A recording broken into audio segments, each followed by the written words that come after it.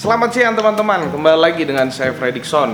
Di kesempatan kali ini saya ingin membahas tentang keuangan lagi, sama kayak yang video kemarin. Kalau video kemarin itu kan kita bahas tentang HPP ya, gimana caranya kamu bisa ngitung harga produksi atau modal produk kamu. Kamu bisa cek link videonya di sebelah sini. Nah, untuk kesempatan kali ini saya juga ingin membahas tentang keuangan lagi, tapi dalam bahasan yang lebih umum. Tanpa berlama-lama lagi, langsung kita lanjut ke pembahasannya.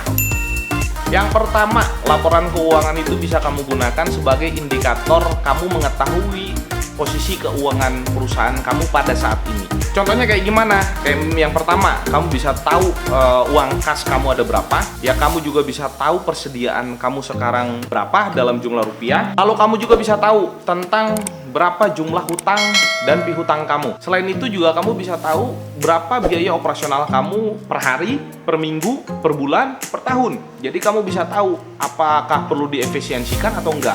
Dan yang paling penting kamu bisa tahu adalah kamu bisa tahu omset, laba rugi, dan modal produk kamu ada berapa. Seperti yang tadi, jumlah persediaannya ya.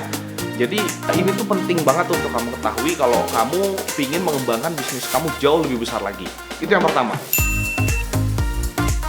Yang kedua, laporan keuangan ini bisa kamu gunakan untuk menunjang perencanaan bisnis kamu dalam jangka pendek dan jangka panjang. Contoh jangka pendek itu seperti beli peralatan untuk keperluan operasional, untuk meningkatkan kualitas produk. Satu lagi, untuk perencanaan kamu untuk menambah karyawan atau tidak, atau bahkan mengurangi karyawan. Itu adalah contoh-contoh perencanaan keuangan dalam jangka pendek.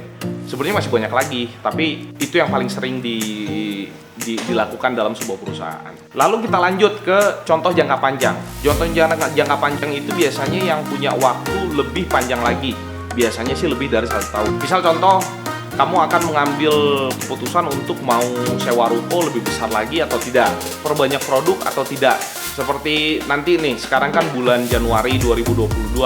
Nanti di bulan April atau Mei kita udah mulai Lebaran. Nah, pada saat puasa itu kan biasanya permintaan itu akan sangat meningkat dalam bisnis apapun. Artinya, apakah dengan stok sekarang itu akan bisa memenuhi permintaan nanti di saat Lebaran atau tidak? Nah, dengan laporan keuangan kamu bisa tahu. Selanjutnya, kamu bisa buat sistem yang lebih bagus lagi dalam perusahaan kamu.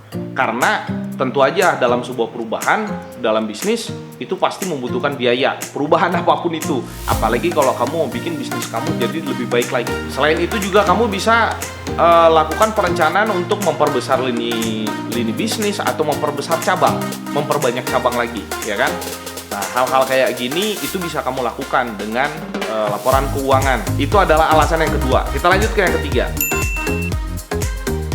Alasan yang ketiga adalah laporan keuangan bisa menjadi dasar untuk kamu mengambil keputusan. Oke, saya mau tanya sama teman-teman semua.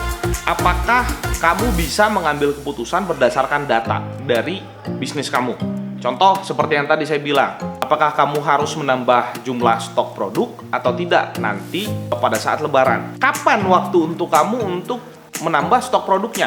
Kalau kamu tidak paham tentang laporan keuangan, kamu nggak akan bisa mengambil keputusan itu. Karena dari laporan keuangan inilah kamu bisa tahu kapan kamu harus menambah stok produk dan berapa banyak stok produk yang harus kamu ambil. Dari situ akan kelihatan matang atau tidaknya kamu dalam berbisnis, karena laporan keuangan itu akan menjadi dasar dalam kamu ambil keputusan. Apalagi untuk keputusan-keputusan besar. Keputusan besar seperti kamu harus memperbanyak cabang, menambah karyawan, itu kan semuanya akan ada budget di situ. Nah, kalau misalnya budgetnya nggak ada, apakah kamu bisa melakukan itu semua? Nggak boleh mengambil keputusan itu dengan kata-kata mungkin atau kayaknya, menurut saya, itu nggak ada. Semuanya itu harus diambil keputusannya by data, berdasarkan data.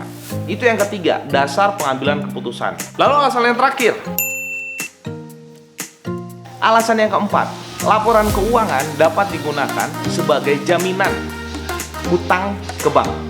Mungkin alasan ini agak prinsipal ya, karena nggak semua orangnya cocok ya dengan berhutang ke bank. Cuma kalau saya sendiri, saya adalah orang yang cukup moderat ya masalah hutang ini. Selagi saya gunakan hutang itu sebaik mungkin ke hal yang produktif, nah saya gunakan itu sebagai jaminan hutang ke bank. Contohnya itu adalah rumah saya tinggali sekarang. Rumah saya tinggali sekarang itu saya beli dengan menggunakan jaminan 40 lembar laporan keuangan dari usaha saya Naga Clothing.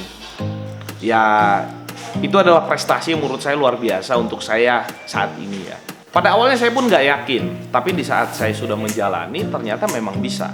Dari pengalaman yang saya lihat, kenapa akhirnya si bank itu memberikan saya hutang dengan jaminan laporan keuangan yang saya berikan. Itu semuanya diberikan oleh bank karena alasan yang simpel. Dari laporan keuangan yang kita berikan, si bank itu akan bisa menilai apakah kira-kira si pengusaha ini kredibel tidak untuk mendapatkan pinjaman dari bank. Apakah dia sanggup untuk membayar ini atau enggak. Nah, caranya mereka menilai itu ya dari laporan keuangan. Nah, jadi itu aja teman-teman bahasan video kita kali ini. Mudah-mudahan video kali ini bisa memberikan manfaat untuk teman-teman yang menonton, terutama untuk kamu yang sedang memulai bisnis atau bisnisnya seperti kayak, kok bisnis saya stagnan ya, nggak bisa kemana-mana ya, padahal saya sudah menjalankan bisnis ini itu bertahun-tahun. Nah, mudah-mudahan video ini bisa bermanfaat. Like, comment, dan subscribe.